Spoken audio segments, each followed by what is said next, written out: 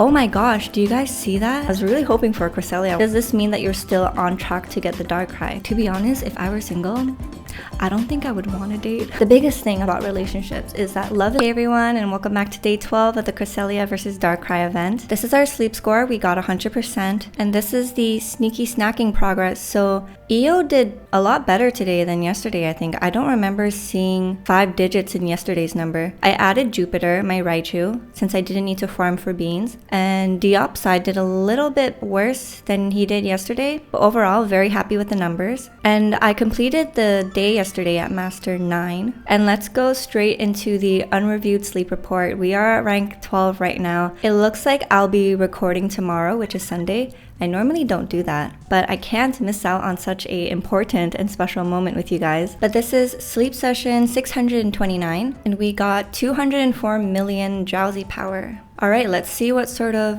Pokemon show up. Oh my gosh, do you guys see that? It's a SUICUNE. That is not the legendary that... This is not the legendary that I'm looking to have spawn naturally. I've expressed that I don't get natural spawns, and I was really hoping for a Cresselia one to show up because the chances of it showing up naturally are boosted. So how funny that a SUICUNE shows up instead. Fun fact, my boyfriend says that sometimes he finds me asleep like this, and he's like, why are you sleeping so straight? And now I kind of see how funny it looks. It's so cute though. I definitely will not be able to catch this one unless somehow I get really lucky with my bonus biscuit or it's hungry. But wow, that's pretty neat to see. So let the record show, I finally found a natural encountered legendary during the Cresselia event. Alright, so this seems to be a sleep style I haven't uncovered previously, which is good. This is the 2-star sleep style. I think I've only uncovered the 1st star, but we'll take a look together. And for those of you, yeah, I've only done the 1-star sleep style. I wasn't as eager to unlock all the sleep styles for the previous legendaries, so you clearly see I have a bias towards Cresselia. But for those who haven't seen SUICUNE before and you're curious about what the little bio says, this Pokemon embodies the compassion of a pure spring of water. It's said that SUICUNE can only sleep deeply in places where the water is clean. When it wakes, it races once more around the world with the north wind to purify fouled water. Quite fitting for this event since, you know, the nightmare was making everything looking dark and yucky,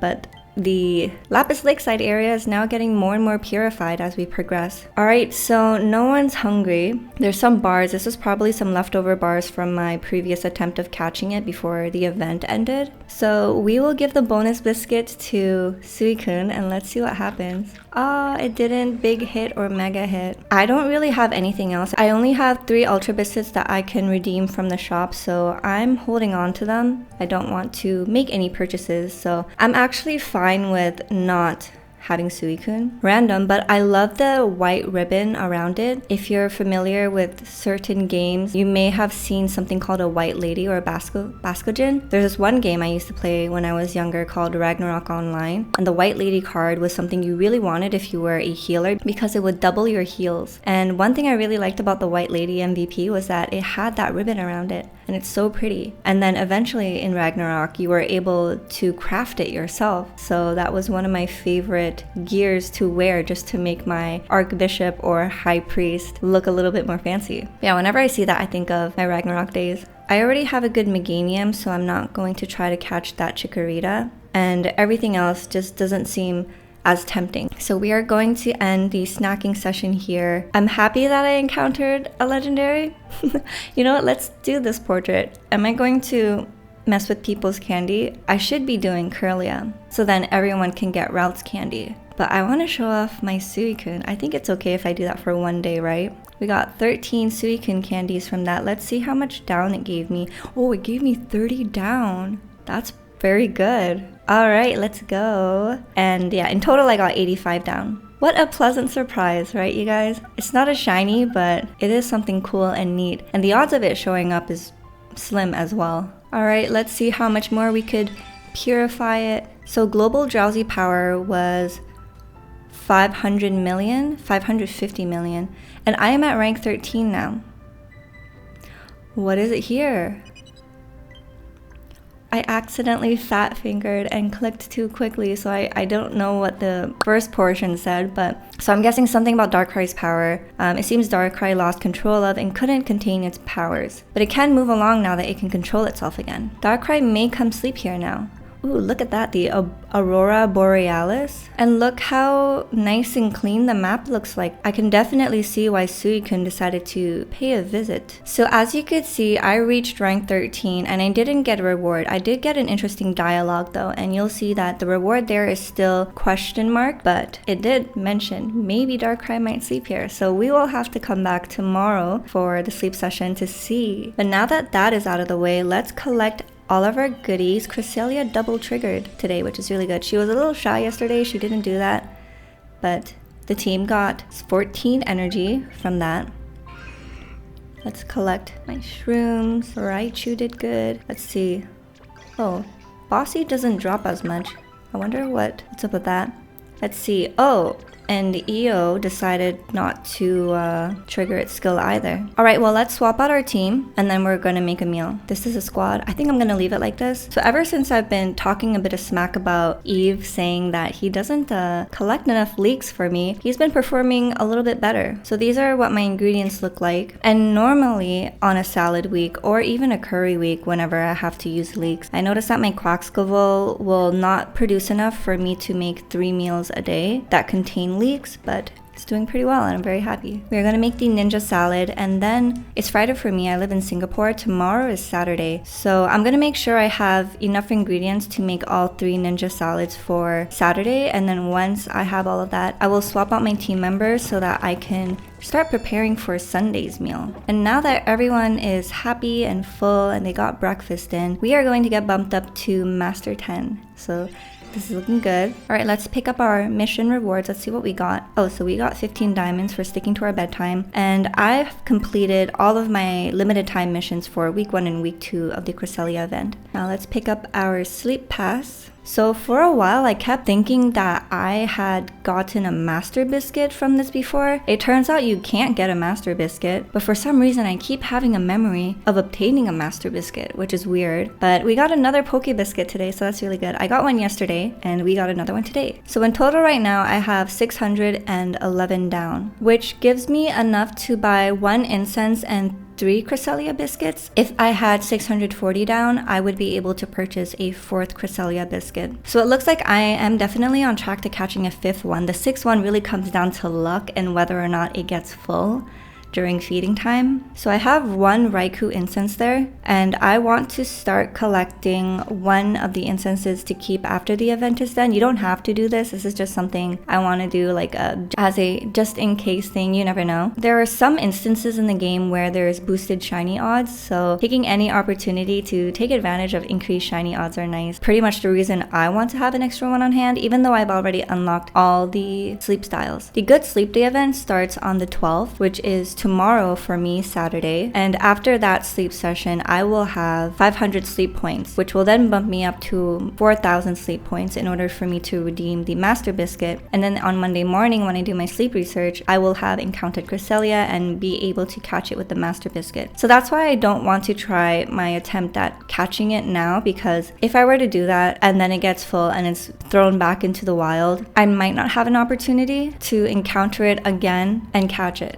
Because what if I just get really unlucky and it gets full after the 2nd biscuit, which usually tends to happen to me. I'm just really unlucky, so I'd rather have a guaranteed catch. I've caught 4 Cresselia in total. I'm not going to count the first one because the stats are the same for everyone except the ingredients, but 2 out of the 3 that I caught afterwards are about like PR 71, 72, something like that. It's below 80 basically. Ideally I would want 85 and above if I were to invest in it, but I think if number 5 turns out to be worse, then I have no choice but to just settle with what I've already caught. So for those of you who already found a really good one on your 2nd or 3rd attempt, congrats to you. You should give yourself a pat on the back for that, because that's really lucky. So I want to take this moment to talk about the event drowsy power, because I've seen concerns about whether or not people will get Darkrai. Some people may have joined the game maybe in week 2 of the event, so you're probably wondering if you're at rank 8 or rank 9 right now, does this mean that you're still on track to get the Darkrai? Darkrai? So the short answer is technically yes. If you want to hear the long answer, I highly recommend you watch Bropening's video. So I credit what I know thanks to this guy, but he goes through the numbers just to show you so that you don't have any doubts as to whether or not you will make that goal. So the short answer is yes, because I'm going to use this as an example because it has the chart there. We're not going to go too much into numbers, but to reach rank 13, you need a total of 4.5 billion event Drowsy power. I'm not sure what Discord they're talking about, but the user mentions that if you slept from 2 days ago, you wouldn't need any personal Drowsy power to unlock Darkrai. So how could this be? So they have a screenshot there, and if you take a look on the left, the numbers represent what the actual global Drowsy power is, and that is up until April the 7th that those numbers have been tracked. And the right is what the predicted global Drowsy power is. Predicted because some people plugged in some numbers and they predicted what it would look like. So left is actual, right is predicted. If you take a look at April 4th, for the actual Drowsy power, it was 195 million. Predicted was 190 million. And you see that the predictions are pretty accurate as you go further down the rows of the screenshot as well. But what is good to note is that the actual Drowsy power is a little bit more than the predicted, which is a really good thing, because if you total up the predicted Drowsy power on the right column, it'll add up to around 4 billion-ish, which means you only need to have accumulated a total of 500 million Drowsy power, personal Drowsy power. I'm going to continue reading the rest of this. So if you add up the predicted, then you should get around 4 billion-ish if you sleep from today. Today was 4 days ago. So if you started the event from week 2, you only need 500 million of your own contribution to still get him. Since you already have week 1 progress, as long as you sleep every day, then you have no worries. As you can see, all the actual numbers are more than the predicted, so there is more room for error. So in theory, you could literally sleep every day in week 2 with 0 personal Drowsy power and get 4.5 billion. So if you want to take a look at your progress so far, you go to event Drowsy power, you go to history, and you'll be able to see your personal. So add up what you have so far on personal and see whether or not you are close to 500 million. But even if you aren't that close, I feel like because the actual event Drowsy power has been more than predicted, all those amounts will make up for what you haven't been able to produce. Last night's global Drowsy power was 551 million. For April 10th over here, you could see that the predicted amount was actually 502. So we actually got quite a bit more than what was predicted. So I hope talking about this reassures some of you guys on whether or not you will obtain Darkrai. If you need a more in-depth explanation, highly recommend Bropening's video. I'm going to link it in the description, and I'll also link the Reddit source that I was reading out earlier for you guys to take a look. Alright, it's research community time. Let's see how much down I get. And we've got 11. I sounded disappointed. But here's our iced latte. Cinnamon has dropped to the bottom. Give it a good stir, and it's looking so good. Cheers, guys. Delicious. So it is Friday. I hope you guys are doing really well. I had a call with my mom earlier today. I was able to catch her before she went to sleep, and she told me a cute story about how the family cat wakes her up for work.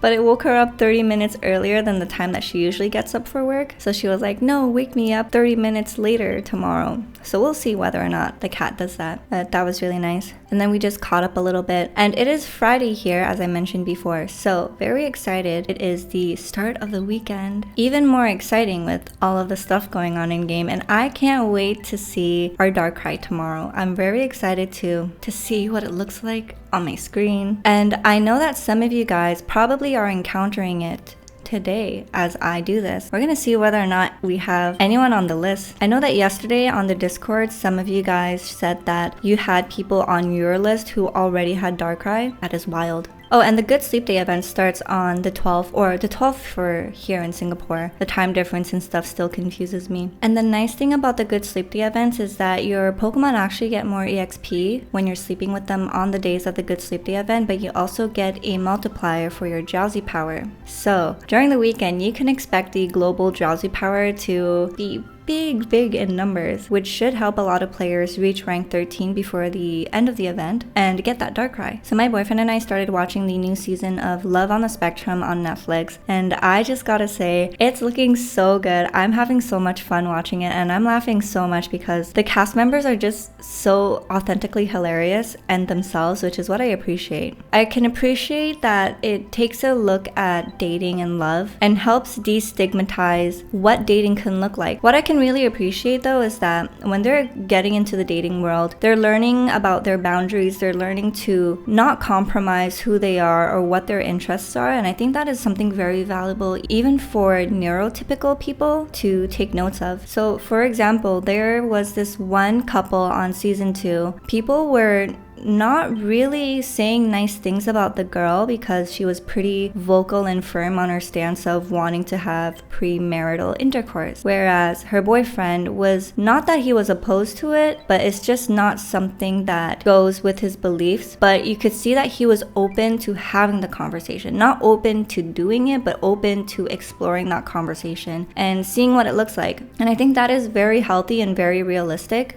because both people are showing up true to who they are, true to what they want, but they're trying to make it work. They're trying to see how can we work with what we have right now, and can it get to a place where we're both happy. I know some people might have differing opinions. I've heard some people say, well, if you know you don't want to do it, and if the other person does, then like why waste each other's time and date? And I think I totally hear you when you say that, but the reality is that there are so many things in life when you're dating that you just can't expect. So even if it weren't that, they would have changed together as a couple and as individuals in the couple as they progress in their relationship. And I think that their willingness to talk about the topic together and see how can they explore that in a way that's comfortable and not too rushed for the guy is really good, because you learn to problem solve and compromise with your partner. I definitely don't think you should do something just because your partner really wants to, if it meant going against your core values. And this is basically what you see. So the girl's name, her name is Danny, and the guy's name is Adan. And they've been dating for a year now, you know? So Danny's like, can we do the deed? But Adan is not really comfortable with doing so. So he calls his dad, and I love the way that the dad gave him advice, because he's basically saying like, you know what, just be true to what I've taught you all your life. Like, we just have to live in our truth and be honest to ourselves. And I love that advice. But what I loved even more was how he didn't villainize Danny for pushing what she wanted onto him. Instead, he was like, and you know what, it's really great that Danny could show up as who she wants as well and vocalize what she wants. And the dad didn't make it out to be like it's this huge issue, or like, oh, you shouldn't be with her if she's like pushing on to you too much like that. And I think that's a very healthy thing for parents to do. Instead of projecting what they think is right for their child, they take an approach where it's very hands off and like, I'm just gonna watch it go, but I'm gonna give you the advice that you need to hear without favoring one side or another. And I think that is so beautiful and so healthy to see. And I gotta say, I gotta give it to all the parents on Love on the Spectrum, because you could just tell they're phenomenal people. It really takes a type of person to be able to treat someone so well like that.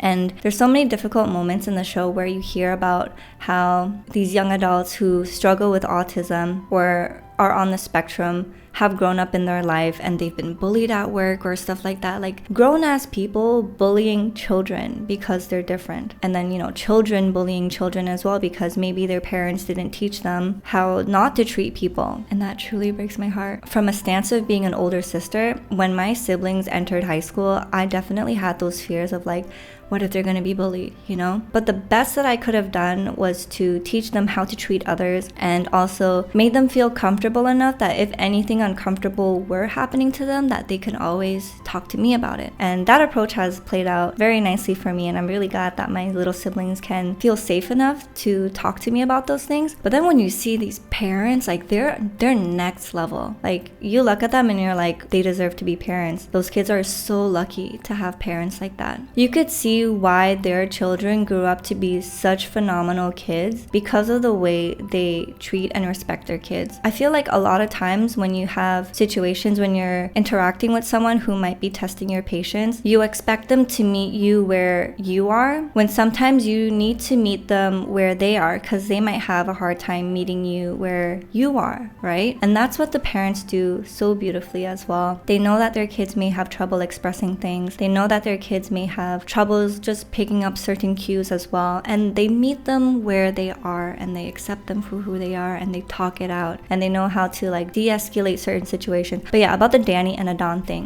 it's the whole like premarital intercourse or not. And it sucks to see how so many people are so against Danny for being vocal about what she wants, because it's no different from Adon knowing what he wants, you know? But they are both in agreement that they will have these conversations together instead of parting ways. And I'm sure that they're going to have a lot of conversations and try to figure things out until they decide what the best course is and whether or not that ends up in breaking up with each other. And that's totally okay too. Because at the end of the day, you guys, never change who you are just to be someone's ideal type. There's going to be someone out there, I promise you, who's effortlessly going to accept you for who you are. And if it's not going to show up in a form of a partner, it shows up in the form of your own self-love, in the form of the friendships that you've cultivated, in the form of family members that you have in your life. And having a partner is just a great bonus in life to have, but it's not the end all be all. You should never look for a partner because you feel like they will add more happiness into your life. That's like just a recipe for disaster. You should never change who people are either. Like, let's say I were single, and how I would approach dating is, one, I would take it slow, several dates, really get to know the person, 3 weeks, honestly maybe even 3 months, until I feel like I really have a good grasp on who they are, what their core values are, how do they treat other people, how do they treat themselves. I would take my time. Secondly, I would never change who I am for someone or expect them to change who they are. And I know it's so tempting when you're young to feel like, oh, but he's changing so much for me, like he really wants this to work out. And that's great, and sometimes that does work out, but other times, depending on the person and what they have going on in their life, that can show up later in the relationship in a form of resentment or emotional manipulation, where they might be like, well, I did all of this for you, so why can't you do this for me? And that gets really bad, and then it gets even more difficult to walk out of it because you feel this guilt of how much they gave up of themselves to be with you. And that itself is not healthy at all. Don't go for love bombers, the people who are like so infatuated with you or like so quick to be like, I love you, you're the one. I understand sparks and everything. Chemistry is really a great thing to feel too, but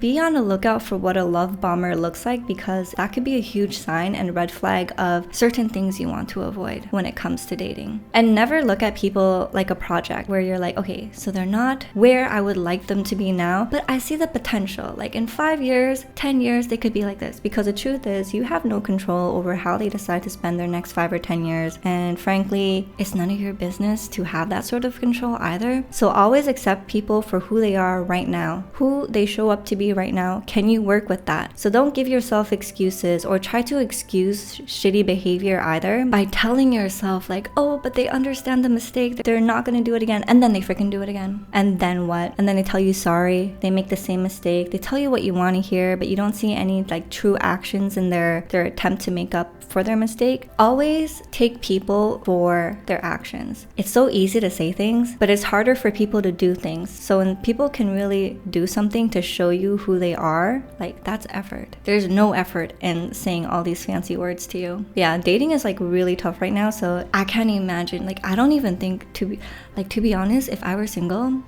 I don't think I would want to date. I would be totally happy with myself. And I could say this because when I was early mid 20s, I really thought that I needed to be with someone, but I had to work through things. And then now that I'm in my 30s, I have such a secure sense of who I am. I love who I am. I'm very happy with my life. I'm very content with the things that I've accomplished and the friends that I've made along the way. And I'm just overall so happy with the relationship that I have with myself that if I were single, there truly is nothing missing in my life. And for another partner to show up in my life and for me to want to blend my life with them would have to mean that they would be needing to add something to my life that I already cannot give to myself. But yeah, I could say this now that I lived quite a bit and I've experienced quite a bit and I worked my stuff out in therapy. But I'm telling you, if I hadn't worked through all of that and I were single again, I probably would be like, why am I single? Poor me. Am I ever gonna find someone? I think that you're in a good place in life when you're very content with your partner partnership. Like, I have a boyfriend, we've been together for 6 years, I'm super happy with him, but at the same time I know that if things don't work out, I will be fine, he will be fine, and we will both still enjoy and live our best lives. And I think that is like what true maturity is. Not all breakups have to be something that's so painful and heartbreaking. Sometimes two people just don't work out due to differences, and you know, that's okay. The biggest thing about relationships is that love is never enough. Never make love the number one thing to justify whether your relationship can work out. I've seen it far too many times where people try to convince themselves wrongdoings of their partners by being like, oh, but I know they love me and I love them. But trust me,